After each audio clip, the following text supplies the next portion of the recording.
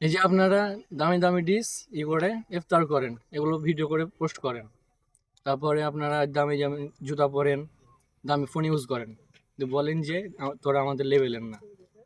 হ্যাঁ ভাই, সত্যি আমরা আপনাদের লেভেলের না। আসলে এইসব মধ্যবিত্ত ছেলেদের শখ কখনো পূরণ হয় না, কারণ তারা পরিবারের চাপে, পরিবারের দায়ভার নেওয়ার জন্য এইসব শখ তারা পূরণ করতে পারে না। তাই জন্য বলছি ভাই, আচ্ছা আপনারা আপনাদের শখ পূরণ করছেন, করুন।